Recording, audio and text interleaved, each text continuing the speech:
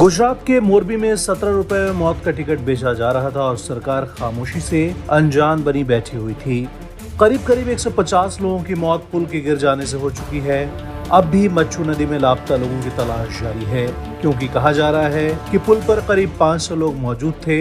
हालांकि केबल जाली थामे रहे 200 लोगों को बचा लिया गया है, लेकिन बड़ा सवाल यह कि हादसा किसकी लापरवाही से हुआ, कौन है इसका गुनहगार। क्या गुजरात की बीजेपी सरकार को इस बात का अंदाजा नहीं था कि इतने पुराने पुल का हाल क्या है? अब आपको कुछ सवालों से रूबरू करवाते हैं। मोरबी के केबल ब्रिज की कहानी क्या है? 140 साल से ज्यादा पुराना है मोरबी का ये पुल। ऋषिकेश के राम झूला और लक्ष्मण झूला के तर्ज पर बनाया गया है। यह पुल मरम्मत के लिए 7 महीने से बंद था और गुजराती नव वर्ष पर इसे खोला गया। 2 करोड़ रुपए की लागत से 6 महीने तक इसका रिनोवेशन किया गया।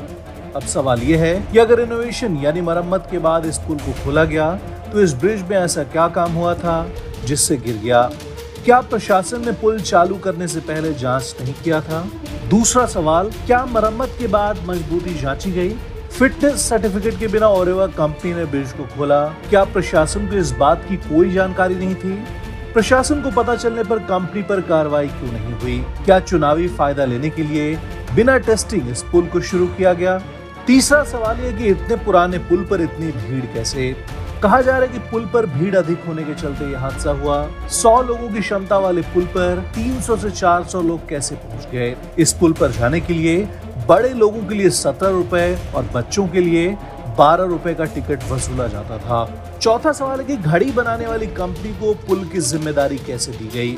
अजंता ओरेवा ग्रुप को पुल की मरम्मत की जिम्मेदारी दी गई। ये कंपनी घड़ी, कैलकुलेटर और एलईडी बल्ब बनाने वाली कंपनी है। अब सवाल है कि इस कंपनी की देखभाल के लिए सरकार ने कोई पुख्ता व्यवस्था क्यों नहीं किया? पांचवा सवाल ये है कि भीड़ को लेकर प्रशासन लापरवाह क्यों दिखा? पिकनिक स्पॉट के तौर पर यह पुल मशहूर था।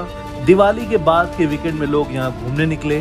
जितने लोगों ने टिकट खरीदा सभी पुल पर चल दिए। लोगों को रोका नहीं गया। क्या गार्ड को इस बात की जानकारी थी कि पुल पर कितने लोगों को जाना चाहिए?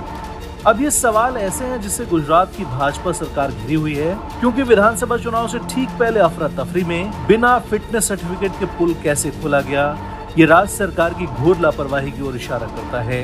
डबल इंजन की सरकार का दम भरने वाली बीजेपी इस चुनाव में पुल पर ही कहीं फंस न जाए।